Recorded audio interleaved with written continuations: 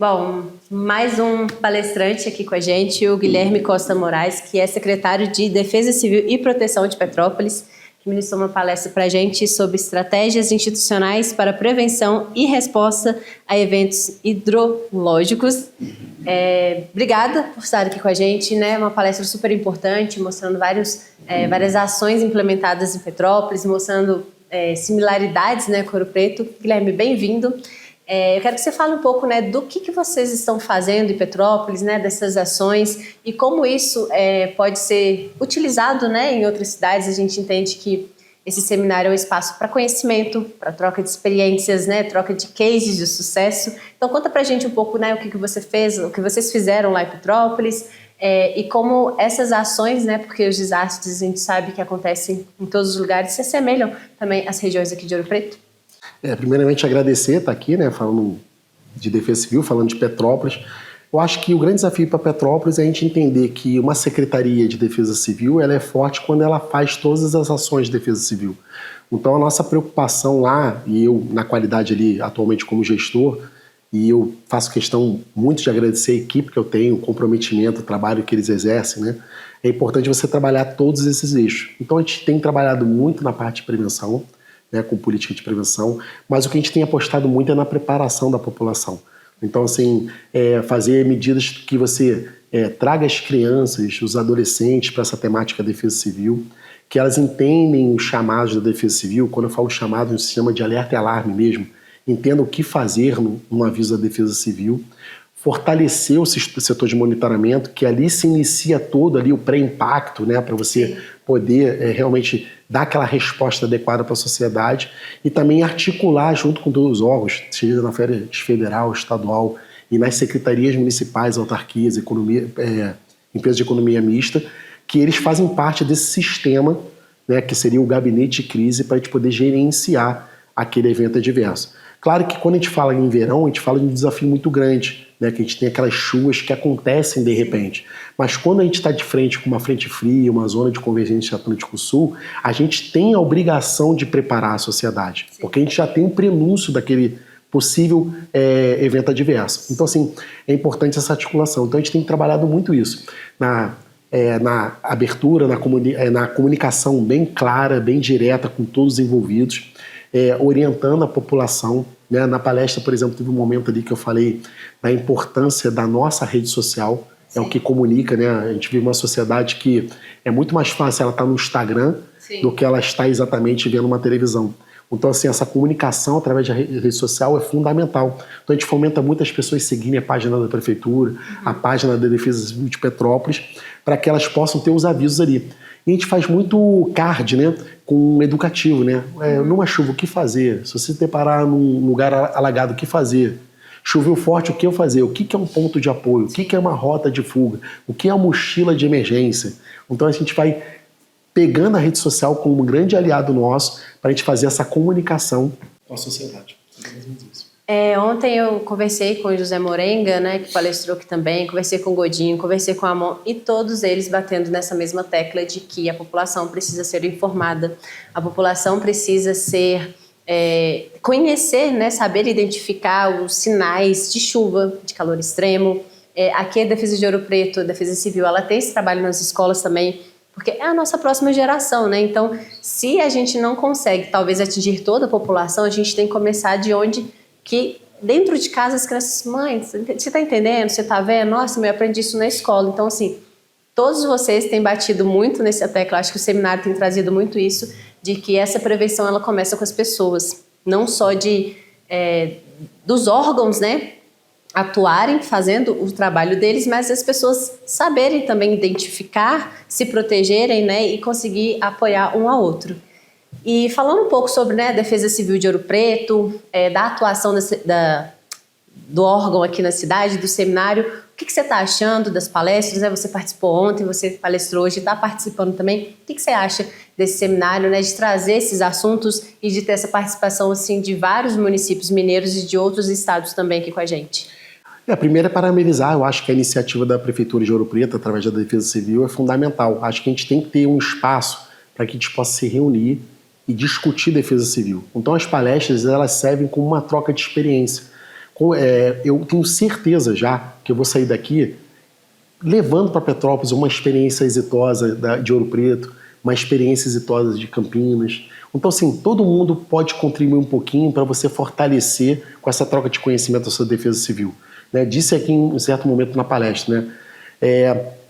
Não existe um secretário de defesa civil, um coordenador ou um gestor perfeito que vai conseguir trabalhar todos os eixos de forma plena.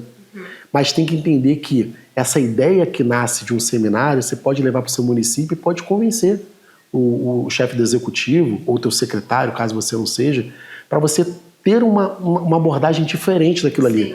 Então, assim, não é só não conhecer uma atividade, mas talvez um aprimoramento daquilo que você já exerce. Né? Por exemplo, eu trouxe para cá que lá nós não temos o termo defesa civil na escola, a gente tem escola resiliente, é o nome do nosso programa lá. E a gente atacou esse ano passado e esse ano a questão do ensino fundamental 2, do 6º ao 9º ano. Então, hoje, tirando o fato que a gente vai pegar 2 escolas que dentro do planejamento não tiveram, mas o nosso programa é o quê? Capacitar 100% do ensino fundamental 2. Legal. Aí você fala, pô, mas você não está trabalhando 100% da rede escolar. Mas se fizer isso durante 10 anos, na sociedade, aquele adulto, está todo mundo capacitado da rede pública.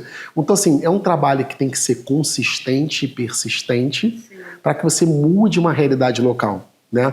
Também disse na minha palestra lá, porque né, o podcast não gravou ali a palestra. Mas é a importância de você entender que você tem que trazer a comunidade para dentro da defesa civil. O poder público ele não tem braço, tentáculos para abraçar toda a comunidade. E eu acho que o grande viés que está muito claro em todas as palestras, que através da escola a gente consegue abarcar toda a sociedade, só que demanda tempo. O importante é, nós que estamos hoje, as pessoas que estão na minha posição de gestores, um momento vai sair da pasta. Em algum momento vai deixar de ser secretário. Sim. E fica a responsabilidade da não vaidade de quem vai assumir o teu lugar, dar continuidade naquilo que na visão dele está indo muito bem. Sim. Então, assim, não estou falando aqui do formato, eu estou falando exatamente do programa. O programa Defesa Civil na Escola ou Escola Resiliente, eu entendo, com toda certeza, que não pode ser descontinuado. Sim. Se o próximo gestor vai usar outro nome, vai usar outra metodologia, outro tipo de abordagem, é um critério dele. Sim. E é até importante que ele mude, porque pode ser que ao longo do tempo venha novidades que realmente melhorem aquele tipo daquela temática. Mas deixarem de ter o programa não, porque o programa é fundamental para que você envolva a comunidade para essa temática da defesa civil, para ele saber o que fazer num aviso da defesa civil. E o que ele vai fazer é o que vai determinar, em alguns casos, se naquele momento ali alguém vai morrer ou não. Porque a gente trabalha para não ter morte. O dano, como costumeiramente todo mundo fala, perder uma coisa faz parte da vida. Você não tem aquele casaco teu que você vai acompanhar ele 20 anos com você. Em algum momento ele vai ficar inutilizado. Mas a vida não tem jeito. Então, assim, que a gente possa, talvez, num mundo perfeito, não ter o dano material e não ter a perda da vida. Mas se a gente conseguir nunca mais perder uma vida, a gente entende um propósito da defesa civil. Exatamente isso. O que eu tenho percebido muito nas falas é exatamente isso, né?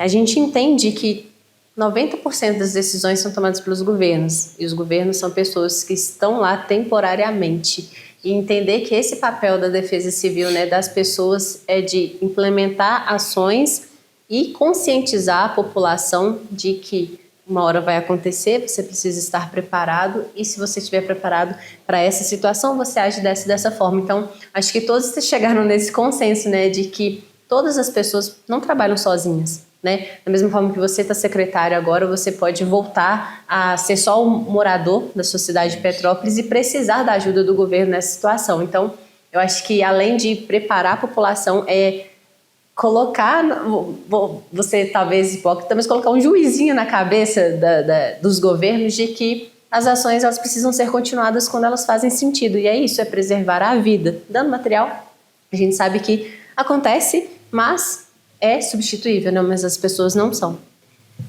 Eu acho que é isso. Tem mais alguma coisa que você acha importante destacar, tanto da atuação das defesas civis, né? Ou talvez desses órgãos que trabalham, que eu conversei muito com o Godi ontem, nessa forma de parceria, né? Porque a defesa civil ela é um órgão que trabalha nisso, mas ela depende do bombeiro, da polícia, dos voluntários também, né? Para fazer uma atuação completa dentre esses eventos. Eu acho que na sua fala tem duas coisas importantíssimas nela.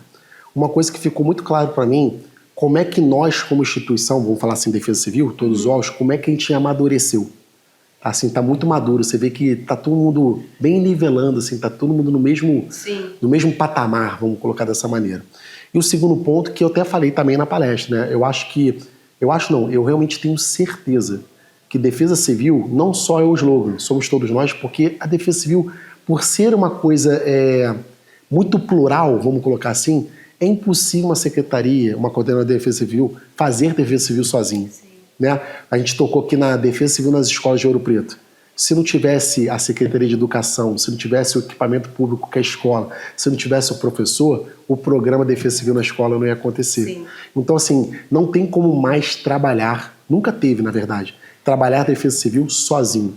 Então, assim, é importante que os gestores das outras pastas, das outras secretarias, deem um olhar diferenciado para a Defesa Civil. Eu acho que isso que é o mais importante. Eu acho que não existe, eu tenho certeza. Se acontecer isso com uma brincadeira inteira, acontece lá na Holanda, não acontece no Brasil.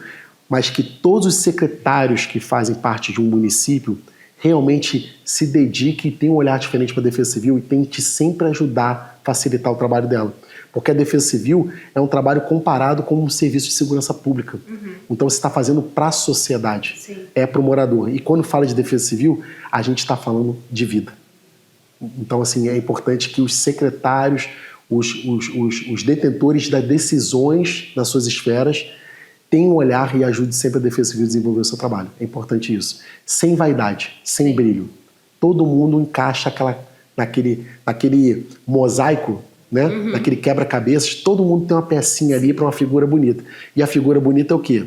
É uma casa com uma família protegida, não exposta ao risco, que tem uma vida pela frente, porque todos os órgãos públicos participaram das ações desenvolvidas de Defesa Civil e tornaram aquele cenário possivelmente inseguro. Acho que é mais ou menos por aí. Perfeito sua colocação. Guilherme, obrigada pela palestra, pelo tempo dedicado aqui com a gente e bom restante de seminário para você. Eu que agradeço. Obrigado a vocês aí.